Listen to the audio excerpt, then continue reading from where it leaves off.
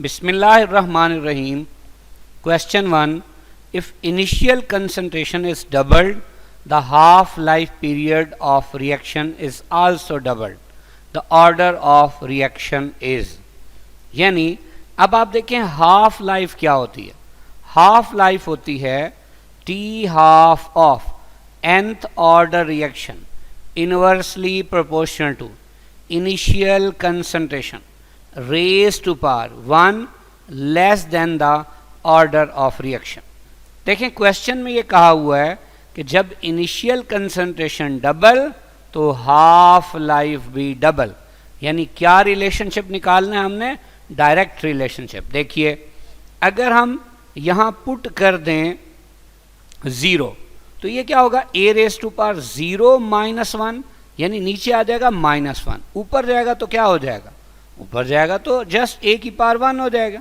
यानी अब देखिए मैं इसे यूं लिख सकता हूं T half of 0 order reaction क्या होगा? 1/a रेज टू पावर ये 1 लेस देन 0. तो अब आप देखें नीचे a की पावर -1 है.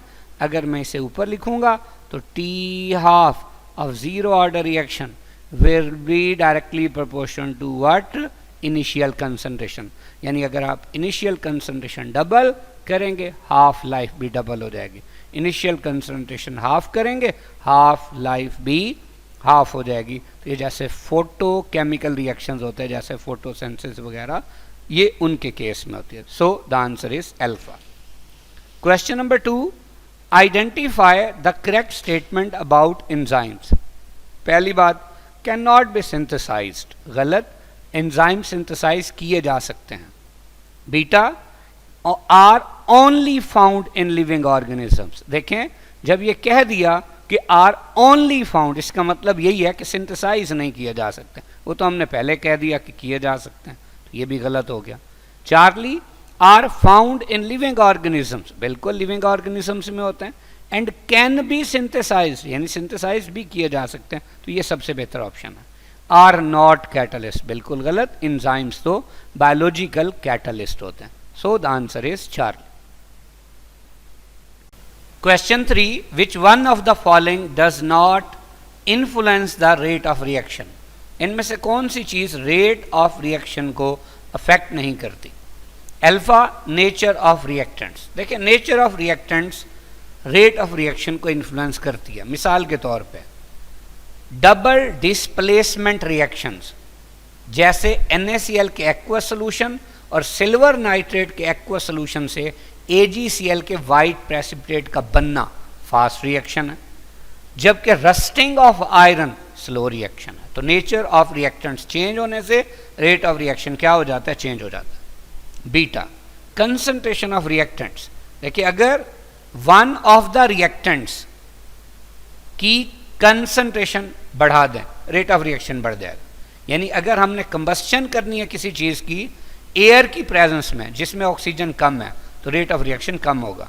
लेकिन अगर हम किसी चीज की कंबस्शन कर रहे हैं in the presence of oxygen तो वो ज्यादा मिकदार में होगी as compare to that in air तो रेट ऑफ रिएक्शन ज्यादा होगा.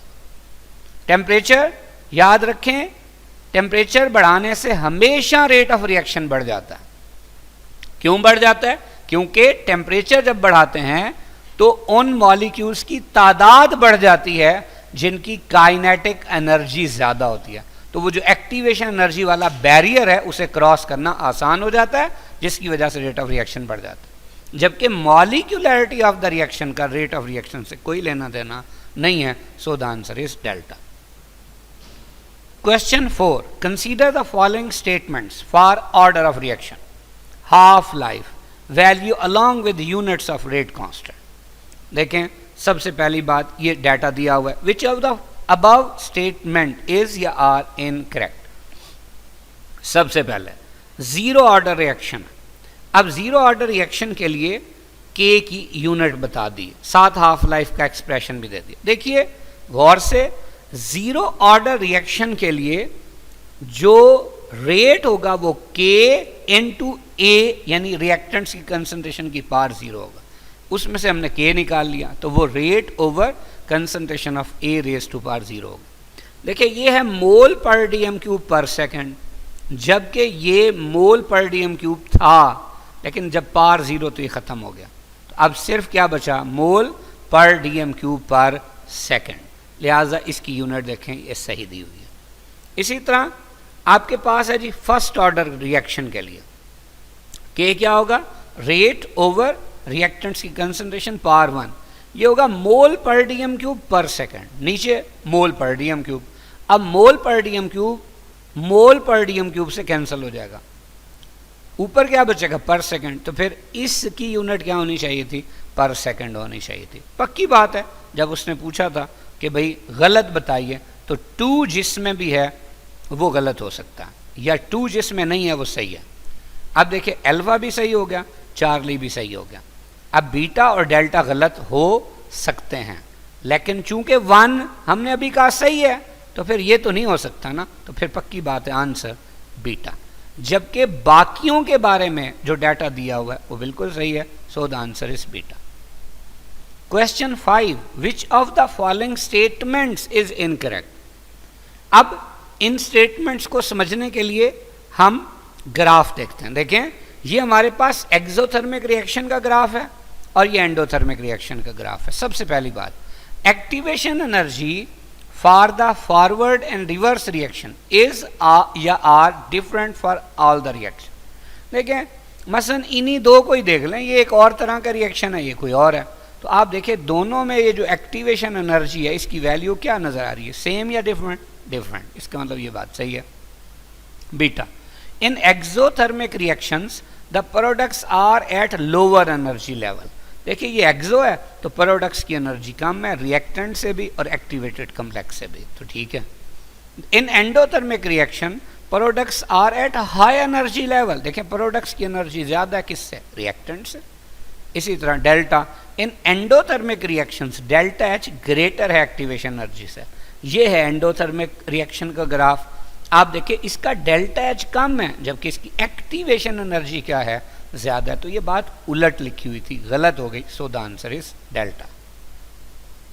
Question 6, consider the following reaction 2A + B क्या बनाता है जी, प्रोडक्ट्स बनाता है। ये रेट ऑफ रिएक्शन है या रेट इक्वेशन है या जिसे रेट लॉ कहते हैं। If the molar concentration of A and B is increased 2 times then rate of reaction increases. अब देखें इसमें रेट जो है ये क्या होगा, रेट एक्चुअली डायरेक्टली प्रोपोर्शनल होगा concentration of A raise to power 2 और concentration of B raise to power 1। हम फर्ज करते हैं कि पहले इसकी कंसंट्रेशन भी 1 थी और इसकी कंसंट्रेशन भी 1 थी, तो आप देखेंगे रेट क्या निकलेगा, 1 निकलेगा। लेकिन अब चूंकि उसने कहा 2 times करना है तो हम इसे भी 2 times कर लेते हैं, तो इसका तो स्केयर है, इसे भी 2 times कर लेते हैं और इसकी पावर क्या है, 1 है। अब देखिए ये क्या होगा, 2 2 4 और ये 2 4 2 8, तो कितने टाइम्स हो जाएगा rate, 8 times। So the answer is alpha. Question 7, which of the following statements correctly explain why a small increase in temperature leads to a significant increase in the rate of gaseous reaction. कि थोड़ा सा temperature बढ़ाने से gaseous reaction का rate बहुत ज़्यादा कैसे बढ़ जाता है। देखिए इसकी एक ही वजह है। वजह क्या है कि जब हम टेम्परेचर बढ़ाते हैं तो बेसिकली कुलैयंस के चांसेस बढ़ जाते हैं। अब जब कुलैयंस बढ़ते हैं तो मॉलिक्यूल्स की काइनेटिक एनर्जी एक्टिवेशन एनर्जी से भी ज़्यादा हो जाती है, यानी उनका वो जो एक्टिवेशन एनर्जी का बैरियर है उसे क्रॉस करना आसान हो जाता है, यानी वो जल्दी जल्दी प्रोडक्ट्स में कन्वर्ट होते हैं, लिहाजा क्या बढ़ जाता है, रेट ऑफ रिएक्शन बढ़ जाता है। तो ऐसी बात सिर्फ चार्ली में दी हुई है, so the answer is Charlie. Question 8, according to the collision theory of biomolecular reaction in gas phase minimum amount of energy required for an effective collision is known as, ये तो डेफिनेशन है किसकी, activation energy की, so the answer is delta. अब heat of reaction क्या होता है, किसी भी केमिकल रिएक्शन में जो हीट रिलीज या एब्जॉर्ब होती उसे हीट ऑफ रिएक्शन कहते हैं। फिर लिखा हुआ has no effect on the reaction, भाई एक्टिवेशन एनर्जी का एक्शन होता है, अगर किसी केमिकल रिएक्शन की एक्टिवेशन एनर्जी कम हो तो उसका रेट ऑफ रिएक्शन ज्यादा होता है, और अगर एक्टिवेशन एनर्जी ज़्यादा हो तो उसका रेट ऑफ रिएक्शन कम हो। रेट ऑफ रिएक्शन क्या होता है? Change in concentration with change in time, इसे क्या कहते हैं? Rate of reaction. Question 9, calcium carbonate in powdered form reacts with dilute H2SO4 more efficiently than its big pieces। क्यों? Reason simple है कि जब आप इसे पाउडर फॉर्म में ले आएंगे तो इसका सरफेस एरिया बढ़ जाएगा। जब सरफेस एरिया बढ़ जाएगा तो क्या बढ़ जाएगा? रेट ऑफ रिएक्शन भी। सो द आंसर इज बीटा। जबकि बाकी ऑप्शंस का इस क्वेश्चन की स्टेटमेंट से कोई लेना देना ही नहीं। Question 10, the rate of reaction क्या होता है? देखिए ये ग्राफ देखिए, टाइम और कंसंट्रेशन ग्राफ। शुरू में चूंकि रिएक्टेंट्स बहुत ज्यादा होते हैं तो उनमें कंसंट्रेशन का देखें चेंज भी ज्यादा आ रहा है, लेकिन आहिस्ता आहिस्ता रिएक्टेंट्स की कंसंट्रेशन कम हो जाती है। तो आप देखें आखिर में जाके वो जो चेंज आया है कंसंट्रेशन का वो भी कम है। इसका मतलब शुरू में रेट ऑफ रिएक्शन ज्यादा, जबकि बाद में रेट ऑफ रिएक्शन कम होता जाता है। So the answer is Charlie, the rate of reaction decreases as the reaction proceeds. Question 11, which of the following is an example of first order reaction?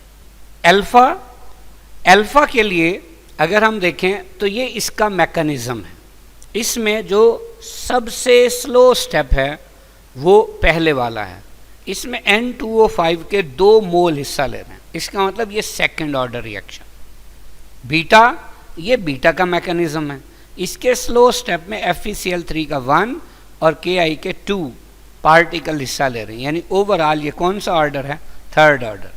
Charlie, ये Charlie का mechanism है।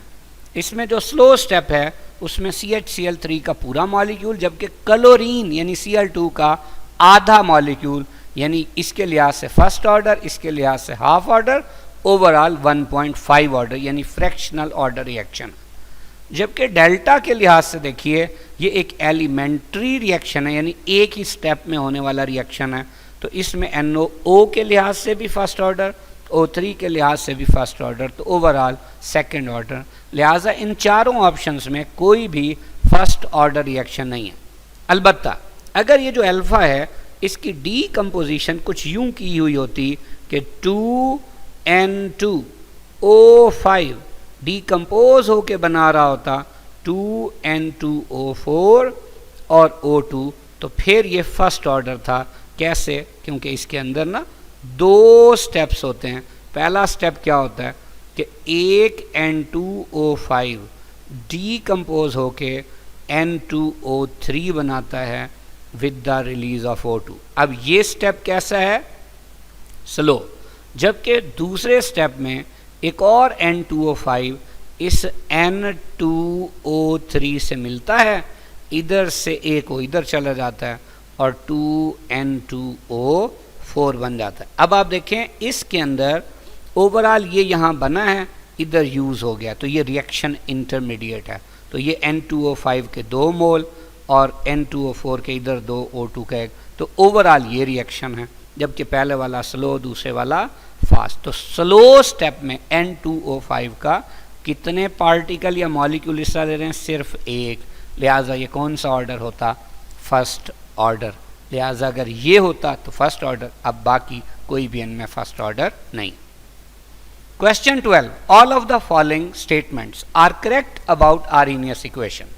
अब Arrhenius equation क्या है कि K यानी rate constant is equal to A यानी Arrhenius constant dot E यानी ये नेचुरल लॉग का बेस है, raise to power -EA over RT। अब T क्या है जी? एब्सोल्यूट टेम्परेचर है, K स्पेसिफिक रेट कांस्टेंट है, EA एक्टिवेशन एनर्जी। पहली बात है कि it gives quantitative relationship between temperature, activation energy and K। बिल्कुल, जब टेम्परेचर बढ़ाते हैं तो K भी बढ़ता है, यानी K और T का क्या रिलेशनशिप है? डायरेक्ट। जबकि इस K का एक्टिवेशन एनर्जी से इन्वर्स रिलेशनशिप है। मतलब अगर किसी केमिकल रिएक्शन की एक्टिवेशन एनर्जी ज़्यादा होगी तो उसका रेट कांस्टेंट कम होगा। Beta it is use to determine activation energy, बिल्कुल एक्टिवेशन एनर्जी मालूम करने के लिए इसे यूज किया जाता है।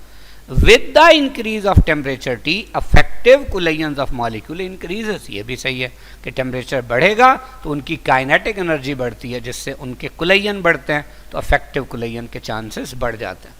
With the increase of temperature activation energy also increases, भाई टेम्परेचर से एक्टिवेशन एनर्जी पे कोई फर्क नहीं पड़ता, याद रखिए। तो फिर डेल्टा क्या हुआ, गलत, so the answer is delta. Question 13. The reaction rate in the forward direction decreases with the passage of time. बड़ी इंपॉर्टेंट बात, देखिए सिंपल सी बात है, with the passage of time हमने बताना है कि रेट ऑफ रिएक्शन जो है वो फॉरवर्ड डायरेक्शन में डिक्रीज हो जाता है। इसका मतलब टाइम बस फैक्टर है और कोई फैक्टर नहीं है। तो टाइम तो फिर किससे ही रिलेट करेगा, कंसंट्रेशन से। किसकी, रिएक्टेंट्स या प्रोडक्ट्स, रिएक्टेंट्स, क्योंकि किसका जिक्र किया हुआ है, फॉरवर्ड का, जबकि इससे ऑर्डर का कोई ताल्लुक नहीं है, टेम्परेचर का कोई ताल्लुक नहीं है, प्रोडक्ट्स का कोई ताल्लुक नहीं है। So the answer is alpha. Question 14. All of the following are characteristic features of order of reaction except, सारी ऑर्डर ऑफ रिएक्शन की खूबियां हैं सिवाय एक के। पहली है जी जीरो हो सकता है, जैसे सारे फोटोकेमिकल रिएक्शंस, जैसे फोटोसिंथेसिस जीरो ऑर्डर रिएक्शन होते हैं। फ्रैक्शनल ऑर्डर हमने अभी डिस्कस किया था कि क्लोरोफॉर्म की क्लोरीनेशन से कार्बन टेट्राक्लोराइड का बनना 1.5 ऑर्डर यानी फ्रैक्शनल ऑर्डर है। नेगेटिव ऑर्डर, जैसे टेट्राइथाइल लेड को पेट्रोल में डालते हैं तो उससे उसकी कंबस्शन का रेट बढ़ने की बजाय कम हो जाता है, ये नेगेटिव ऑर्डर की एग्जाम्पल है। इट इज डिटरमिन्ड एक्सपेरिमेंटली, बिल्कुल एक्सपेरिमेंट करेंगे, मैकेनिज्म पता चलेगा तो ही पता चलेगा ना ये स्लो स्टेप है और इसमें फलां फलां चीज़ें हिस्सा ले रही हैं, उसके मुताबिक हम उसका क्या मालूम करेंगे, order of reaction. Charlie, it is associated with rate equation, slow step से ही रेट इक्वेशन या रेट लॉ बनेगा, उसी से ऑर्डर ऑफ रिएक्शन निकालेंगे। कैसे, उस रेट इक्वेशन में रिएक्टेंट्स की, कंसंट्रेशन की, पावर्स का सम असल में क्या होता है, order of reaction. Delta, its types are, देखिए इक्वल टू 3 तो सही था, लेस देन 3 भी ठीक था क्योंकि नेगेटिव तक चला जाता है, पर ग्रेटर देन 3 ठीक नहीं है। So the answer is delta. Question 15. Hydrolysis of, देखिए ये हमारे पास एक अल्काइल हैलाइड है, टर्शरी ब्यूटाइल ब्रोमाइड, हाइड्रोक्साइड के ज़रिए हम इसकी हाइड्रोलिसिस कर रहे हैं। ये दो इसमें स्टेप्स हैं। आपको पता है कि इसमें ये जो पहला स्टेप होता है ये क्या होता है, स्लो, जबकि दूसरा फास्ट, यानी रेट डिटरमिनिंग स्टेप कौन सा है, पहला। तो उसमें सिर्फ और सिर्फ क्या चीज़ है, अल्काइल हैलाइड।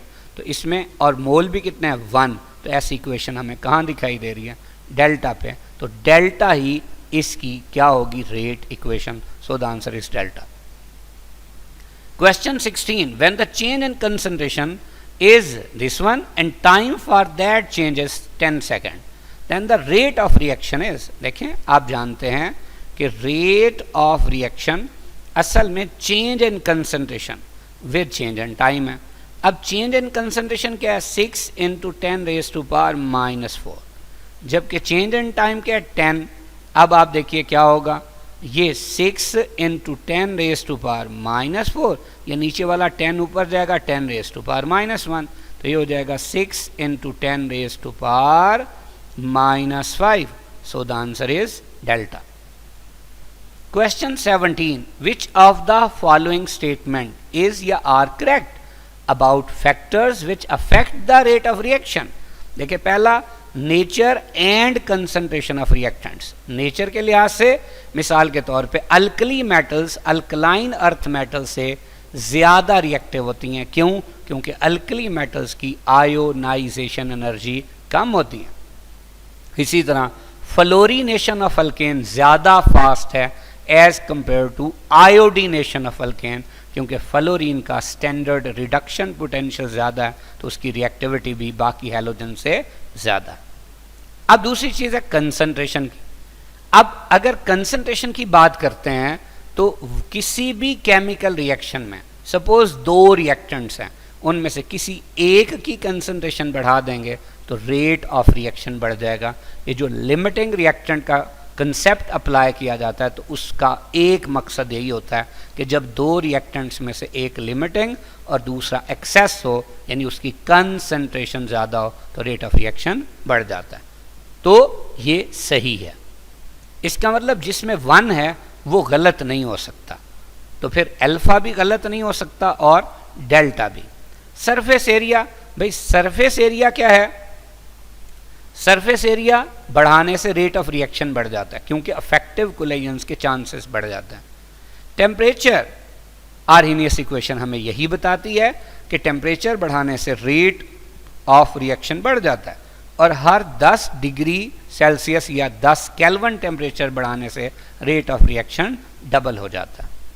लाइट, जो फोटोकेमिकल रिएक्शंस हैं जैसे फोटोसिंथेसिस, जितनी लाइट की इंटेंसिटी ज़्यादा होगी उतना रेट ऑफ रिएक्शन भी ज़्यादा होगा। इसका मतलब ये तो सारे फैक्टर हैं जो रेट ऑफ रिएक्शन को क्या करते हैं? अफेक्ट करते हैं। So the answer is delta. Question 18, which of the following statements about catalyst is incorrect? पहली बात, enthalpy change of catalysed and uncatalysed reaction is same. देखिए ये ग्राफ है आपके सामने है। देखिए चाहे कैटलिस्ट ने एक्टिवेशन एनर्जी कम कर दी है लेकिन रिएक्टेंट्स भी उसी पॉइंट पे मौजूद हैं और प्रोडक्ट्स भी उसी पॉइंट पे मौजूद हैं और इन्हीं की एनर्जी का जो डिफरेंस होता है वो डेल्टा एच होता है, चेंज इन एंथैल्पी होता है। तो इसका मतलब चाहे कैटलाइज्ड रिएक्शन हो चाहे अनकैटलाइज्ड रिएक्शन हो, एंथैल्पी चेंज क्या होगी? सेम। तो ये बात सही है। Beta, it decreases activation energy, आपके सामने है कि एंजाइम क्या करता है या कैटलिस्ट क्या करता है? एक्टिवेशन एनर्जी को कम कर देता है, इसीलिए तो रेट ऑफ रिएक्शन बढ़ जाता है। It changes mechanism of reaction, catalyst से मैकेनिज्म ऑफ रिएक्शन भी चेंज हो सकता है। जैसे अगर हम फॉर्मिक एसिड की डीकम्पोजिशन करें इन द प्रेजेंस ऑफ Al2O3 तो उससे क्या होता है? उससे हमारे पास बनता है कार्बन मोनोऑक्साइड और वाटर। जबकि अगर यही वाली डीकम्पोजिशन हम करें कॉपर के जरिए तो बनता है कार्बन डाइऑक्साइड और हाइड्रोजन। तो कैटलिस्ट मैकेनिज्म भी क्या कर सकता है? चेंज कर सकता है। Delta, it increases rate of reaction, rate of reaction बढ़ाता है, बिल्कुल बढ़ाता है क्योंकि एक्टिवेशन एनर्जी कम कर देता है। डिक्रीजेस स्पेसिफिक रेट कांस्टेंट, गलत। जब रेट ऑफ रिएक्शन बढ़ेगा तो रेट कांस्टेंट भी बढ़ेगा, पर जितना फॉरवर्ड उतना रिवर्स। तो ये बात गलत। So the answer is delta. Question 19, the half life of zero order reaction is mathematically expressed as. देखें कॉमन सेंस की बात है, टी हाफ के बाद जीरो सिर्फ एक ही ऑप्शन में नजर आ रहा है और वो कौन सा है? बीटा। हम इसे साबित भी कर सकते हैं कि T half of zero order reaction में जाने से पहले T half of nth order reaction, T half of nth order reaction क्या होता है? ये हमारे पास बराबर होता है inversely proportional to initial concentration raise to power 1 less than the order of reaction.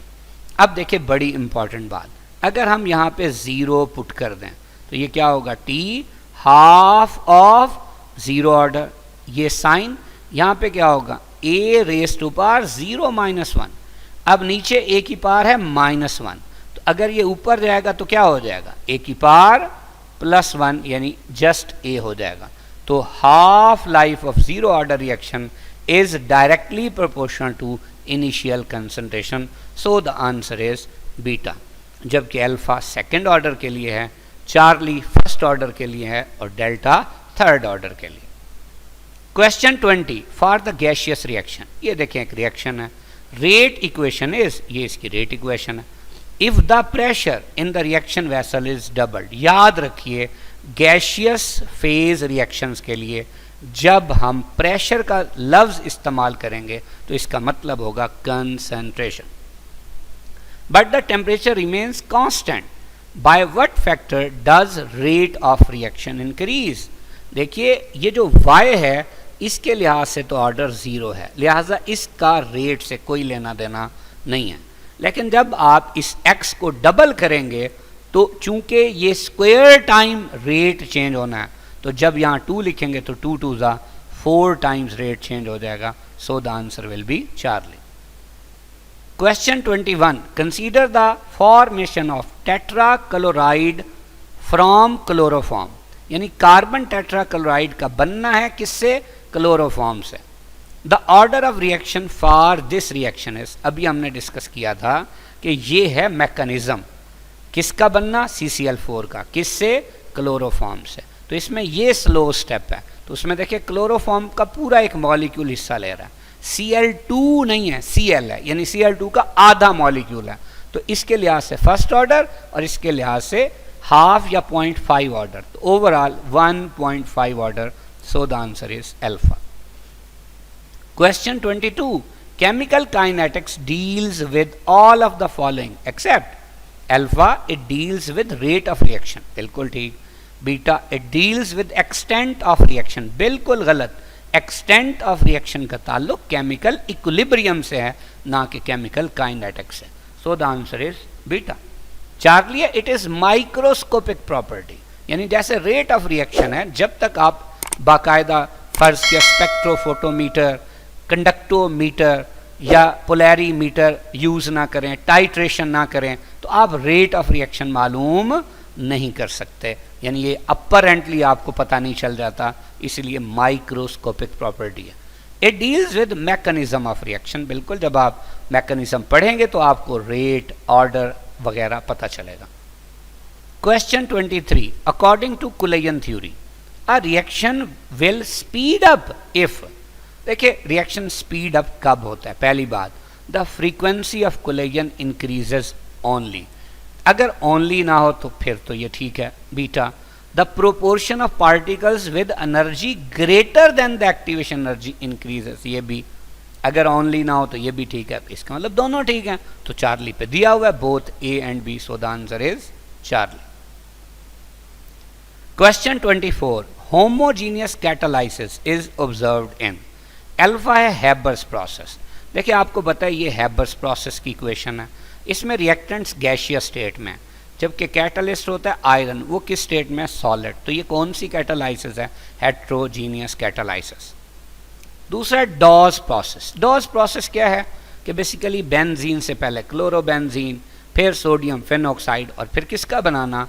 Phenol का बनाना। अब देखें यहाँ बेंजीन जो है ये होती है लिक्विड, जबकि ये जो कैटलिस्ट है FeCl3 ये क्या होता है? सॉलिड। तो कौन सी कैटालाइसिस है? Heterogeneous catalysis. Charlie, hydrolysis of ester, देखें एस्टर है ये भी लिक्विड स्टेट में, वाटर भी लिक्विड स्टेट में, और एसिड, मिनरल एसिड जैसे H2SO4 ये भी लिक्विड स्टेट में। तो ये कौन सी है? Homogeneous catalysis. कंटैक्ट प्रोसेस में SO2 से SO3 का बनना, देखें यहाँ पे क्या है कि ये SO2 और O2 दोनों गैसेस हैं, जबकि यहाँ कैटलिस्ट V2O5 यूज होता है जो कि क्या होता है? सॉलिड। तो ये क्या है? Heterogeneous catalysis. So the answer is Charlie. Question 25, which of the following is not characteristic feature of enzyme? Alpha, it lowers the activation energy of a reaction, बिल्कुल ठीक है, इसीलिए तो रेट ऑफ रिएक्शन बढ़ा देता है। It is highly specific in a reaction, ये अपने एक्शन में हाईली स्पेसिफिक होता है। मिसाल के तौर पे हमारे पास यूरिएज है, वो यूरिया की हाइड्रोलिसिस कर सकता है। इनवर्टेज है, वो सुक्रोज की हाइड्रोलिसिस कर सकता है। अब यूरिया सुक्रोज की, यूरिएज सुक्रोज की हाइड्रोलिसिस नहीं कर सकता और इनवर्टेज यूरिया की हाइड्रोलिसिस नहीं कर सकता, हालांकि दोनों का काम हाइड्रोलिसिस है। तो ये हाईली स्पेसिफिक हुआ। It is inorganic in nature, बिल्कुल गलत। इंजाइम कभी भी इनऑर्गेनिक नहीं हो सकता, क्योंकि इंजाइम की दो किस्में होती हैं, या तो वो प्योर प्रोटीन होगा या फिर प्रोटीन पार्ट के साथ साथ नॉन प्रोटीन पार्ट भी उसमें होगा, लेकिन प्रोटीन पार्ट लाजमी है और प्रोटीन हमेशा क्या होती है? ऑर्गेनिक। इसका मतलब आंसर चार्ली। डेल्टा है, it's catalytic activity is increased by the presence of coenzyme, बिल्कुल, अगर कोफैक्टर या कोएंजाइम मौजूद हो तो इसकी कैटालिटिक एक्टिविटी क्या हो जाती है? इंक्रीज हो जाती है। ये एंजाइम के जो कुछ पार्ट्स हैं उनकी समरी भी दी हुई है। Question 26, the unit of specific rate constant depends upon, देखें हम इसको यूं देख लेते हैं कि सपोज हमारे पास कोई भी एक केमिकल रिएक्शन है जो कि ज़ीरो ऑर्डर है, तो रिएक्टेंट्स की कंसंट्रेशन की पावर ज़ीरो होगी। अगर फ़र्ज़ किया वो फर्स्ट ऑर्डर है, तो रेट बराबर होगा के इंटू रिएक्टेंट्स की कंसंट्रेशन की पावर 1। अब हम यूनिट्स पुट कर देते हैं। इसमें क्या होगा, मोल पर डेसीमीटर क्यूब और पर सेकंड बराबर किसके है, के है। और ये कंसंट्रेशन की पावर 0 है, इसका मतलब 1 आ गया, 1 तो 1 होता है, तो ये इसकी के की यूनिट आ गई। कौन से ऑर्डर के लिए, 0 ऑर्डर के लिए। अब फर्स्ट के लिए देखते हैं। देखिए रेट क्या है, रेट है मोल पर डेसीमीटर क्यूब पर सेकंड, जबकि बराबर हो गया के इनटू, अब कंसंट्रेशन की पावर 1 है।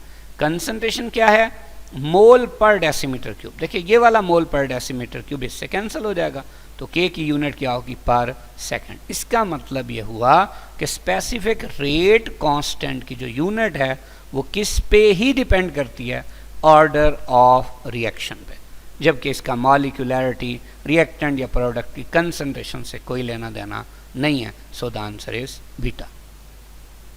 Question 27, the rate constant K is 0.693 per minute. The half life for the first order reaction will be. देखें फर्स्ट ऑर्डर रिएक्शन की जो हाफ लाइफ ये बराबर है किसके, 0.693 ओवर के। अब चूंकि बता दिया है कि इसका जो रेट कांस्टेंट है, अगर इसके रेट कांस्टेंट की बात करें तो हम ये कहते हैं कि इसका रेट कांस्टेंट 0.693 है। अब ऊपर भी 0.693 है और इसकी यूनिट थी पर मिनट। अब ये तो इससे कैंसिल हो जाएगा, जब पर मिनट ऊपर जाएगा तो क्या हो जाएगा, ये हो जाएगा मिनट। तो आंसर क्या आया, 1 minute. So the answer is alpha. Question 28, which of the following is not a characteristic property of a catalyst.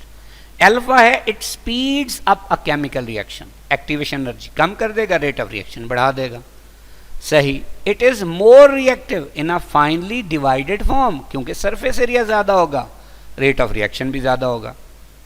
सही। Charlie, a catalyst can not affect the equilibrium constant of reaction.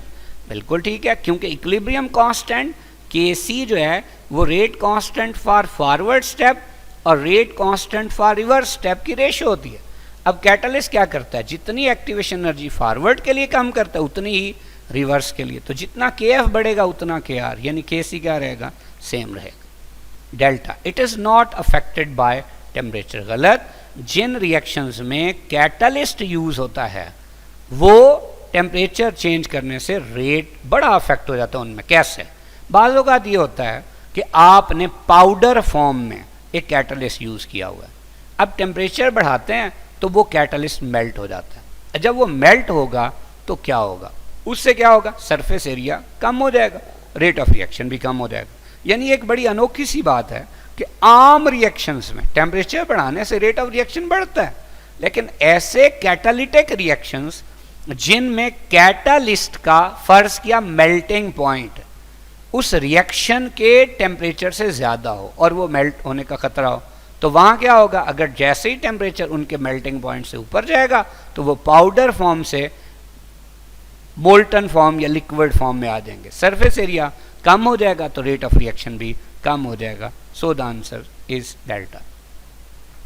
Question 29, the half life period for the disintegration of radioactive substance is independent of the amount of that substance. The disintegration of radioactive uranium 92-235 has a half life. Simple informative question है, कितना होता है, 7-10 million years.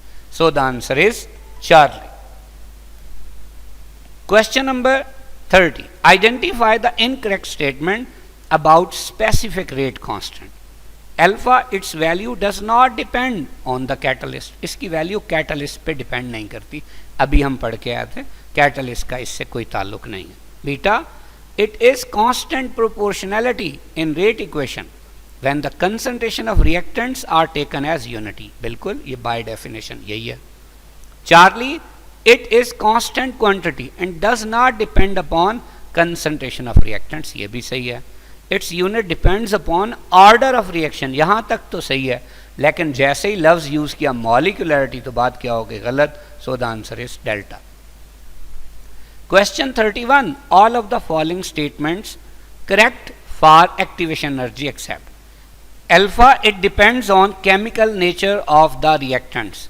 बिल्कुल ठीक है, जैसे neutralisation reactions fast होते हैं इनकी एक्टिवेशन एनर्जी कम होगी, जबकि जो हमारे पास कार्बोहाइड्रेट्स हैं या शुगर्स हैं उनकी फर्मेंटेशन स्लो होती है, यानी इनकी एक्टिवेशन एनर्जी क्या होगी, ज़्यादा होगी। बिल्कुल ठीक। Beta it does not depend on concentration of the reactants. बिल्कुल ठीक, एक्टिवेशन एनर्जी का कंसंट्रेशन ऑफ रिएक्टेंट्स या प्रोडक्ट्स की कंसंट्रेशन से कोई लेना देना नहीं। Delta it's value can be positive और नेगेटिव।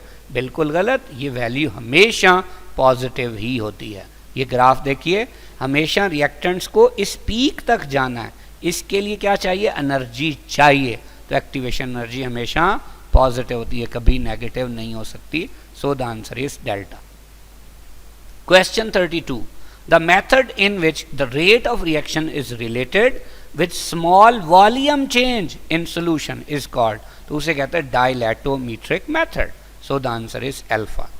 जबकि रिफ्रैक्टोमीट्रिक मेथड में रिफ्रैक्टिव इंडेक्स मेजर किया जाता है, ऑप्टिकल रोटेशन मेथड में angle of optical rotation measure करते हैं, स्पेक्ट्रोमीट्रिक मेथड में अल्ट्रावायलेट विजिबल या इंफ्रारेड लाइट की ट्रांसमिटेंस या एब्जॉर्बेंस मेजर करते हैं। Question 33, carbohydrates are synthesized in plants by photosynthesis, the order of reaction for this phenomena is. अभी हमने डिस्कस किया था कि फोटोसिंथेसिस का जो रिएक्शन है उसका रेट लाइट की इंटेंसिटी पे डिपेंड करता है, जबकि रिएक्टेंट्स की कंसंट्रेशन पे डिपेंड नहीं करता। तो फिर कौन सा ऑर्डर हुआ, zero order. So the answer alpha. Question 34, if the rate equation of a reaction is 2a plus b, जिससे प्रोडक्ट्स बनते हैं, if a is present in large access, भाई जो चीज इन लार्ज एक्सेस हो गई उसके लिहाज से ऑर्डर क्या हो गया, जीरो। फिर then order of reaction is, तो फिर b की पावर क्या 1, तो फिर सिर्फ और सिर्फ कौन सा ऑर्डर हुआ, फर्स्ट ऑर्डर, तो answer alpha. Question 35, the enzyme catalysis has all of the following characteristic features except, पहली बात, it is more efficient than inorganic catalyst, यानी जो एंजाइम होते हैं या बायो कैटालिस्ट जो होते हैं वो इनऑर्गेनिक कैटालिस्ट से ज़्यादा एफिशिएंट होते हैं। बिल्कुल ठीक है। Every enzyme has a different optimum pH. मिसाल के तौर पे पेप्सिन की पीएच कोई 1.5 से 1.6 होती है, जबकि ट्रिप्सिन की जो पीएच है वो कितनी होती है, वो कोई 7.5 से 8.5 के लगभग। Charlie it works under mild conditions, जैसे ह्यूमन बॉडी का टेम्परेचर 37 डिग्री सेल्सियस है तो ये उसके राउंड अबाउट सही काम करता है। Delta the rate of reaction of an enzyme is directly proportional to the concentration of enzyme. बिल्कुल गलत। अगर हम बात करते हैं rate of reaction of an enzyme तो ये डायरेक्टली प्रोपोर्शनल ज़रूर होता है, पर किसके, कंसंट्रेशन ऑफ सबस्ट्रेट के, जबकि ये रेट ऑफ रिएक्शन, कौन सा रिएक्शन, एंजाइमेटिक रिएक्शन, ये डायरेक्टली प्रोपोर्शनल होता है square root of concentration of enzyme के। यानी बेसिकली इसका मतलब क्या है कि अगर ये स्क्वायर रूट इधर जाए तो क्या हो जाएगा, ये रेट का स्क्वायर हो जाएगा। मतलब सिंपल सा है कि जब आप एंजाइम की कंसंट्रेशन डबल करेंगे ना तो रेट डबल नहीं होगा बल्कि 4 गुना हो जाएगा, और अगर आप एंजाइम की कंसंट्रेशन 3 गुना करेंगे तो रेट 9 टाइम्स हो जाएगा, and so on. So the answer is delta. Best of luck. Allah Hafiz.